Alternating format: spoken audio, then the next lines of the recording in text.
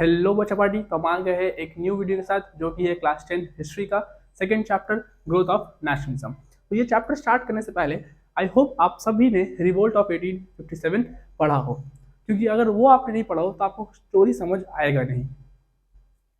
ये जो कहानी है ये 1857 के बाद की कहानी है। मतलब ये जो कहानी है ये किसके साथ हो रही है, ब्रिटिश ईस्ट इंडिया कंपनी के साथ या फिर ब्रिटिश क्राउन के साथ। ये कहानी है ब्रिटिश क्राउन के साथ। क्लियर है? तो ये चैप्टर स्टार्ट करने से पहले सबसे पहले हम जानते हैं द वर्ड नेशनलिज्म का मतलब। नेशनलिज्म का मतलब होता है feeling of oneness for one's country. Feeling of oneness for one country, इसका मतलब है अपने कंट्री के लिए जो एक फीलिंग है जागरूकता की, यानी कि एकत्र की, कि हमें एक साथ काम करना है, इसी को हम कहते हैं नेशनलिज्म। जैसे कि मानिए इंडिया और पाकिस्तान का मैच चल रहा है, तो आप किसे सपोर्ट करेंगे, इंडिया को कि पाकिस्तान को? ऑब्वियस बात है इंडिया को। इंडिया और साउथ अफ्रीका को, इंडिया को ना कि साउथ अफ्रीका को। ठीक है, अगर आप साउथ अफ्रीका कह रहे तो आपके अंदर नेशनलिज्म वाली बात नहीं है। ठीक है, तो इसी को हम कहते हैं नेशनलिज्म। अब दूसरा पॉइंट है, आपको जानना होगा फैक्टर्स। फैक्टर्स मतलब ये जो नेशनलिज्म है, ये जो फीलिंग प्रमोट हुआ, ये हुआ कैसे? तो हुआ कैसे, इसका रीजन कहाँ छुपा हुआ है? रिवोल्ट ऑफ 1857 में। सबसे पहले आपको मैंने ये कहा था 1857 के रिवोल्ट में कि इंडिया का हारने का रीजन क्या था? लैक ऑफ यूनिटी, और कोई भी एक पर्टिकुलर लीडर नहीं था। तो उन्हें समझ आ गया था कि हम बेवजह लड़ रहे हैं, हमें एक होकर लड़ना है। और किसके लिए लड़ना है? अपने लिए नहीं, इंडिया के लिए लड़ना है। समझा? तो उसी के लिए ये फैक्टर्स है अब जिसके वजह से ग्रोथ ऑफ नेशनलिज्म का फीलिंग जागृत हुआ। तो सबसे पहला इकोनॉमिक एक्सप्लॉयटेशन। एक्सप्लॉयटेशन का मतलब होता है बच्चों पार्टी शोषण। शोषण मतलब गलत यूज। कोई भी चीज का अगर गलत यूज हो रहा है तो उसे हम क्या कहते हैं? एक्सप्लॉयटेशन। इकोनॉमिक एक्सप्लॉयटेशन मतलब पैसा का गलत एक्सप्लॉयटेशन। तो उसके लिए सबसे पहला पॉइंट है पीजेंट्स। पीजेंट्स मतलब किसान। तो किसान के साथ ब्रिटिश ने क्या किया, आपको पता नहीं होगा, ये चैप्टर में था नहीं, लेकिन मैं आपको बता देता हूँ। 3 टाइप के लैंड रेवेन्यू सिस्टम है। लैंड रेवेन्यू सिस्टम मतलब क्या? पैसा वसूलने का सिस्टम। सबसे पहला जो था वो था हमारा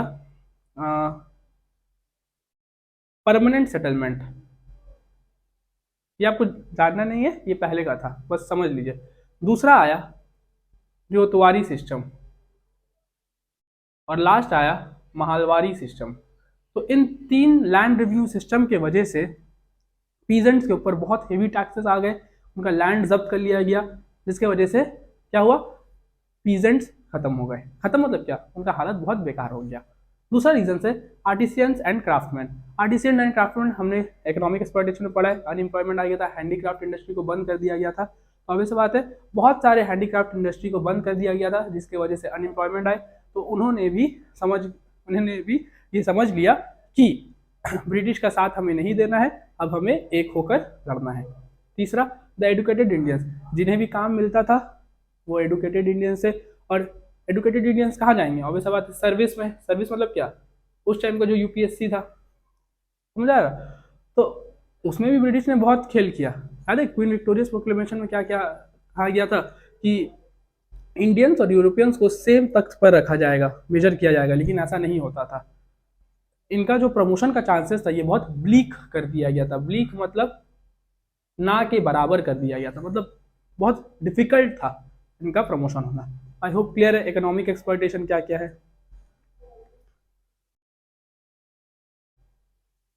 नेक्स्ट जो फैक्टर है वो है repressive colonial policies. Repressive colonial policies का मतलब है, कॉलोनियल मतलब क्या? ये ब्रिटिश को बोला जा रहा है। कॉलोनियल मतलब इन्होंने तो इंडिया में कॉलोनी एक सेटअप कर लिया था ना, इसलिए कॉलोनियल पॉलिसीज। तो सबसे पहला जो है वो है लॉर्ड लिटन, जो कि उस समय के वाइसरॉय थे। किस समय के? 1877, 1878, 1878 के जो वाइसरॉय थे लॉर्ड लिटन, इन्होंने क्या किया था? 1877 में एक बहुत भयानक फेमाइन आया था। कहाँ आया था? महाराष्ट्र पर। ठीक है, तो इन्होंने क्या किया था? अब बात समझिए, ये अगर मैं इंडिया का मैप बनाऊं, ठीक है, यहाँ तो पाकिस्तान भी था उस समय, तो इस जगह में क्या हुआ था? फेमाइन आया था। तो अगर ये वाइसरॉय है तो इनका क्या काम बनता है कि पहले फेमाइन जो आया है उसके पीड़ित लोगों की हेल्प करे, कि उनकी विक्टोरिया जो है क्वीन विक्टोरिया, उनका दिल्ली दरबार हुआ था उस समय। ग्रैंड दिल्ली दरबार मतलब इस जगह में कि अपना पावर शो करे इंडिया को। तो उनका क्या फर्ज बनता था कि जो विक्टिम्स थे, जो प्रॉब्लम हुआ था, उनका हेल्प करे? नहीं, लेकिन इन्होंने क्या किया था, एक ग्रैंड दिल्ली दरबार किया था, जिसके वजह से इंडियंस के मन में खोट पैदा होने लग गई थी। किसके लिए? ब्रिटिश क्राउन के लिए। दूसरा, 1878 में पहला इन्होंने लाया vernacular press act. Vernacular press act का मतलब होता है, देखिए वर्नाकुलर मतलब क्या होता है, कॉमन पीपल लैंग्वेज। तो प्रेस मतलब क्या हो गया, जो रिलीज करते हैं पेपर, न्यूज़पेपर। तो जैसे कि बात समझिए, आज आपके मोबाइल फोन्स के थ्रू या इंटरनेट के थ्रू आपके पास सारे इन्फॉर्मेशन आ जाते हैं कि इंडिया में या फिर वर्ल्ड में क्या क्या हो रहा है। तो वैसे ही कोई भी इन्फॉर्मेशन का जरिया, उस समय तो इंटरनेट था नहीं, तो क्या था उस समय? वेरी गुड, उस समय अखबार था। तो वर्नाकुलर प्रेस एक्ट मतलब कोई भी इंडियन प्रेस वो ब्रिटिश के बारे में अगर कुछ छापेंगे तो उन्हें ब्रिटिश से परमिशन लेना होगा। यानी कि कुछ भी क्या वो गलत छापने देंगे? नहीं। मतलब ब्रिटिश का कभी भी ब्लैक रंग सामने नहीं आएगा। हाँ, लेकिन अगर बिना पूछे ब्रिटिश से कुछ छापा तो बेटा चलिए जेल। तीसरा था इंडियन आर्म्स एक्ट। आर्म्स का मतलब होता है बच्चा पार्टी वेपन्स। तो किसी भी इंडियन को अगर गन रखना था तो उन्हें एक लाइसेंस गन रखना था, वरना उस गन का अगर लाइसेंस नहीं हुआ तो उन्हें चलिए again jail. I hope clear है। ये सब क्यों किया गया था आपको समझ आ रहा होगा, ताकि और एक रिवोल्ट ना हो पाए। देखिए रिवोल्ट जो था वो हम शायद जीत भी सकते थे, लेकिन हुआ क्या, हमारे ही अपने लोगों ने हमें धोखा दे दिया। उस समय के जो प्रिंसली स्टेट थे और पंजाब के जो लोग थे, जो कि बहुत वफादार थे ब्रिटिश से, क्योंकि उनका रिश्ता बहुत अच्छा था, स्ट्रेंथन था, तो उन्होंने ही हेल्प किया उस रिवोल्ट को सप्रेस करने में। सप्रेस मतलब रोकने के लिए। Next, age limit. देखिए उस समय जो यूपीएससी का यानी सिविल सर्विस का जो एग्जाम का एज लिमिट था वो था 21। तो सरकार ने क्या अनुमति दी कि ये जो एज लिमिट है 21 से हटा कर कितना कर दिया जाए, 19।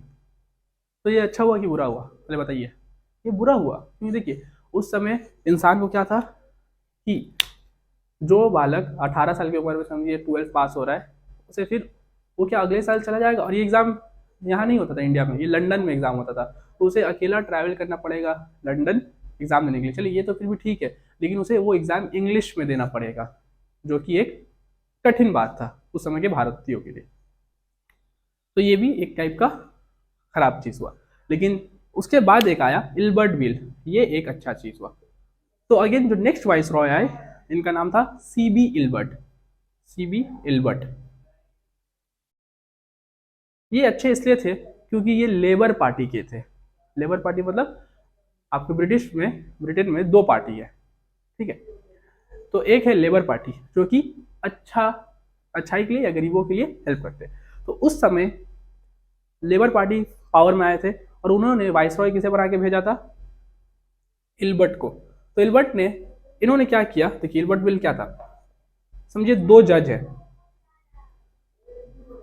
ये जज है, एक इंडियन जज और एक यूरोपियन जज। सिविल केसेस मतलब लैंड का, तलाक वाला का, ये सब दोनों जज कर सकते हैं, भले वो यूरोपियन हो या इंडियन। लेकिन क्रिमिनल केस एक इंडियन का कौन जज कर सकता है, ये दोनों जज कर सकते हैं, लेकिन एक यूरोपियन का क्रिमिनल केस एक इंडियन जज नहीं कर सकता है। तो इन्होंने क्या किया, इल्बर्ट बिल, इन्होंने ये कर दिया कि एक यूरोपियन का भी क्रिमिनल केस इंडियन जज कर सकता है।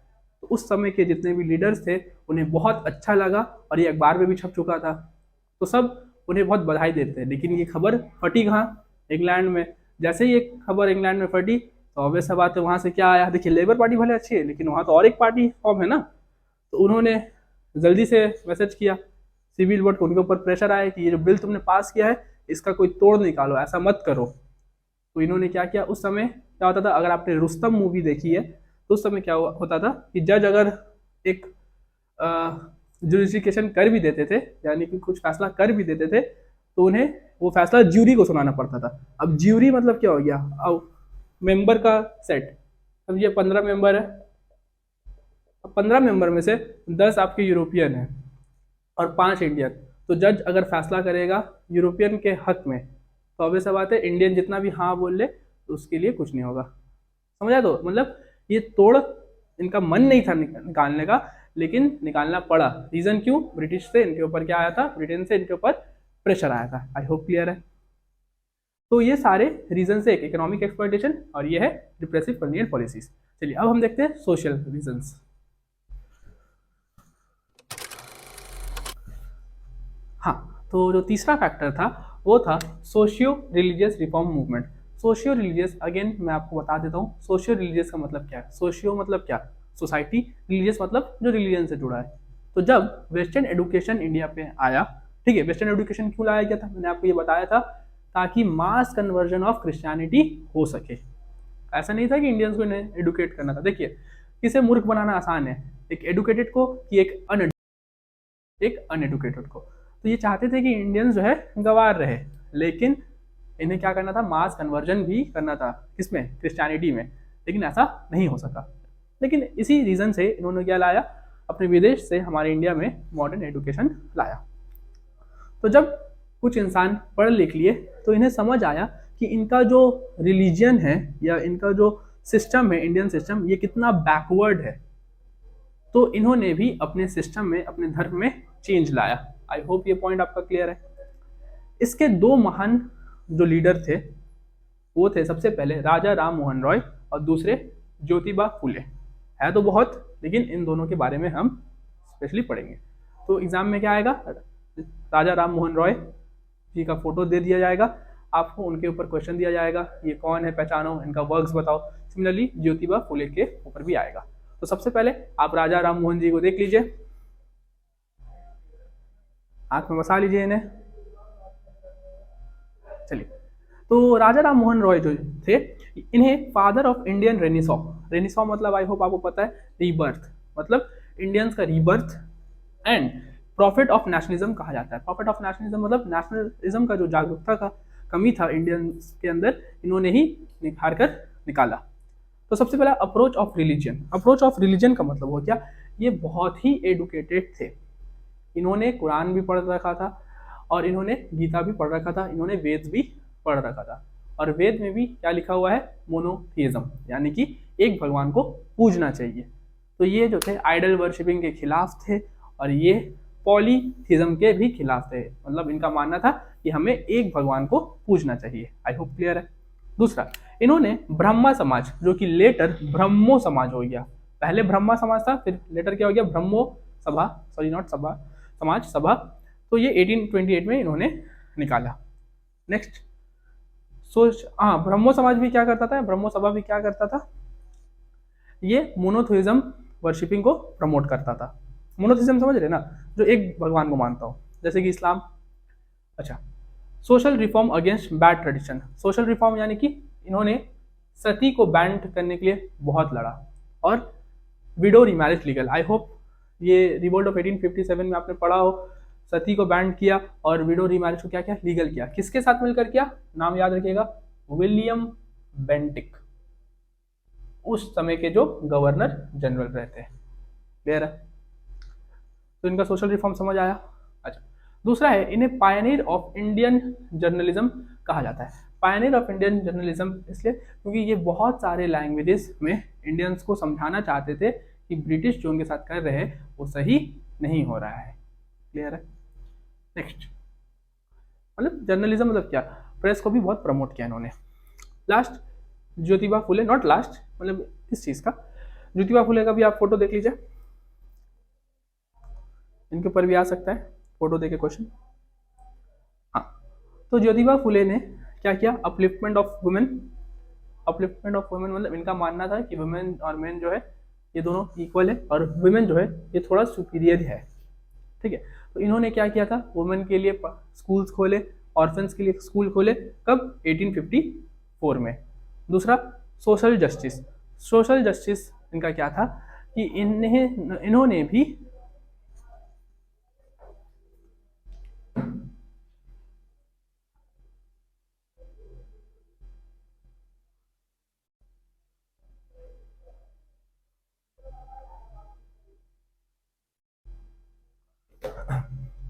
नेक्स्ट है सोशल जस्टिस। सोशल जस्टिस क्या था कि उस समय तो कास्ट प्रथा आ चुका था। कास्ट प्रथा को फैलाने वाला भी कौन था, देखिए कास्ट का जो मतलब है ना, ये आता कहाँ से वर्ड पता है आपको? काटा। काटा एक पोर्तुगीज वर्ड है। काटा जो था, जब पोर्तुगीज इंडिया आए थे तो उन्होंने, काटा का मतलब होता है नेटिव, मतलब वो इंसान को ऐसे पहचानते थे, हाँ ये नेटिव को हम जानते हैं, ये नेटिव को जानते हैं, ठीक है। तो काटा का मतलब क्या था? नेटिव, समझ आ रहे तो। लेकिन जब इन्होंने रूल करना स्टार्ट किया, किन्होंने, ब्रिटिश ने, तो इन्हें समझ आया कब, वैदिक एज से, कि इंडिया में कास्ट सिस्टम को लेकर हम नफरत फैला सकते हैं। तभी से और आज तक कास्ट सिस्टम के हिसाब से नफरत फैल रही है। और कास्ट सिस्टम से नफरत कैसे फैल रही है? अनटचेबल्स की वजह से। तो इन्होंने अनटचेबल्स के लिए बहुत कुछ किया, और इनके नज़र में अनटचेबल्स और सब इंसान सेम थे। आई होप क्लियर है। अब ये सब पूरा हो चुका है। अब हम आते हैं main, the formation of Indian national Congress, और कुछ उससे भी पहले पार्टीज जो फॉर्म हुए थे, और ये वीडियो को खत्म करते हैं। हाँ, तो हम आ गए हैं अपने वीडियो के एंड में। तो देखिए, डायरेक्ट तो इंडियन नेशनल कांग्रेस फॉर्म नहीं हुआ था, उससे पहले ईस्ट इंडिया एसोसिएशन फॉर्म हुआ था 1866 में। इन्होंने फॉर्म किया था दादा भाई नौरोजी ने। इनके बारे में हम नेक्स्ट चैप्टर में पढ़ेंगे। उसके बाद बस यही दो नहीं थे, इसके अलावा भी थे, लेकिन इंपॉर्टेंट बस यही दो है। इंडियन एसोसिएशन भी फॉर्म हुआ था। एसोसिएशन मतलब क्या? एक संगठन, 1876 में। इसको किसने फॉर्म किया था? सुरेंद्रनाथ बैनर्जी। सुरेंद्रनाथ बैनर्जी ने फॉर्म किया था। क्यों किया था? To promote relation between Hindus and Muslim, क्योंकि उस समय ब्रिटिश ने दरार, ऑब्वियसली बात है, डाल दिया था, और ये चाहते थे कि इंडिया जो है इकट्ठा रहे। इकट्ठा मतलब क्या? देखिए, सब अगर इकट्ठा रहेंगे तभी ना नेशनलिज्म अच्छा से फैलेगा, तभी ना हम कोई कॉमन एनिमी के साथ लड़ सकेंगे। अपने में अगर लड़ते रहेंगे तो सिविल वॉर ही होता रहेगा, और एनिमी हमें लूटता चला जाएगा। तो इनका अचीवमेंट आ सकता है, इंडियन एसोसिएशन का अचीवमेंट बताइए। तो ये बहुत इंपॉर्टेंट है, जैसे कि हमने ये चैप्टर में पढ़ा। वर्नाकुलर प्रेस एक्ट को इन्होंने खत्म किया, और जो एज लिमिट था 21 से 19, इसे भी इन्होंने बढ़ा दिया वापस। दूसरा, अब आता है इंपॉर्टेंट, इंडियन नेशनल कांग्रेस। तो इंडियन नेशनल कांग्रेस जो था, एकदम अच्छे से सुनिएगा, इसे फाउंड किया था राहुल गांधी ने नहीं, इसे फाउंड किया था अलेक्जेंडर ऑक्टेवियन ह्यूम ने। अलेक्जेंडर ऑक्टेवियन ह्यूम ने, ठीक है। ये एक रिटायर्ड ब्रिटिश ऑफिसर थे। तो इन्होंने क्या किया? एक सोसाइटी बनाया, एक एसोसिएशन बनाया, और उसका नाम पहले रखा इंडियन नेशनल यूनियन। और सारे इंडिया के जो लीडर थे, जो अलग अलग हरकत कर रहे थे, यानी कि अलग अलग पार्टी खोल रहे थे, जैसे कि दादा भाई नौरोजी, सुरेंद्रनाथ बनर्जी, WC बनर्जी, और भी जो आदि थे, इन्हें सबको इकट्ठा किया और क्या किया? एक पार्टी बना दिया, और उसका नाम क्या रखा? Indian national union. लेकिन दादा भाई नौरोजी ने इसका नाम चेंज करके क्या रख दिया? इंडियन नेशनल कांग्रेस, जो आज राहुल गांधी जी लीड कर रहे हैं। क्या नाम हो गया? Indian national Congress. मतलब एक पहला पार्टी एट बिग लेवल, मैंने सारे पार्टी, ये सब तो छोटा मोटा पार्टी था ना, ये सारे जो लीडर्स थे ये सब इकट्ठा हो गए। तो उस समय के जो वाइसरॉय थे, उनका नाम था लॉर्ड डफरिन। इन्होंने इसे पास कर दिया, और उनका मानना था कि ये जो इंडियन नेशनल कांग्रेस है, ये एक सेफ्टी वैल्व का जैसा काम करेगा। सेफ्टी वैल्व मतलब, अब जैसे कि कहीं से भी, देखिए अब इसके पीछे भी बहुत बड़ा हिस्ट्री है, मैं उसमें नहीं जाऊँगा, आपका 10 तक के लिए बस इतना है। अगर आप फर्दर कभी भी इंटरेस्टेड है हिस्ट्री के लिए, तो मैं उसके लिए, जब मेरा सिलेबस कंप्लीट हो जाएगा, तो मैं उसके बारे में भी वीडियोस बनाऊंगा और ज़रूर डालूंगा। तो आप प्लीज़, ध्रुव राठी जी की तरह, तो प्लीज़ आप उसे ज़रूर देखिएगा। बट अभी पहले इसे जान लीजिए, फिर उसमें जाइएगा। पहले बच्चे चीज़ नहीं जानिएगा तो डायरेक्ट कैसे जानिएगा, है कि नहीं? अच्छा, तो लॉर्ड डफरिन का कहना था कि जो इंडियन नेशनल कांग्रेस है, ये एक सेफ्टी वैल्व जैसा हमारा काम करेगा। काम करेगा मतलब कहीं से भी हमारे ऊपर अटैक नहीं होगा, कहीं से भी हमारे ऊपर षड्यंत्र नहीं रचेगा, जो भी होगा स्ट्रेट कहाँ से आएगा? इंडियन नेशनल कांग्रेस से आएगा। क्लियर है? और इंडियन नेशनल, बहुत जन का मानना पता है क्या था? मैं आपको बता देता हूँ थोड़ा, कि इंडियन नेशनल कांग्रेस को बहुत जन अच्छा मानते थे, इंडियन नेशनल कांग्रेस को बहुत जन बुरा मानते थे। एलन ऑक्टेवियन ह्यूम को बहुत जन ब्रिटिश का सिपाही मानते थे, रिटायर्ड तो थे, लेकिन मतलब उनका मेंबर मानते थे। बहुत जन इसे अच्छा मानते थे, बहुत जन उसे बुरा मानते थे। कौन अच्छा मानते थे? मॉडरेट्स लोग अच्छा मानते थे, एक्सट्रीमिस्ट लोग बुरा मानते थे। रीजन है बहुत बड़ा, तो उसमें कभी फिर और चर्चा करेंगे। अच्छा, तो लॉर्ड डफरिन का भी आपको समझ आ गया। अच्छा, अब जो सबसे इंपॉर्टेंट है वो है इंडियन नेशनल कांग्रेस का एम। सबसे पहला जो था, इनका मानना था कि अगर सारे लीडर्स मिलकर एकजुट होकर काम करें तो उनका जो अचीवमेंट है, उनका जो रीच पॉइंट है, वो जल्दी पहुंच सकते हैं।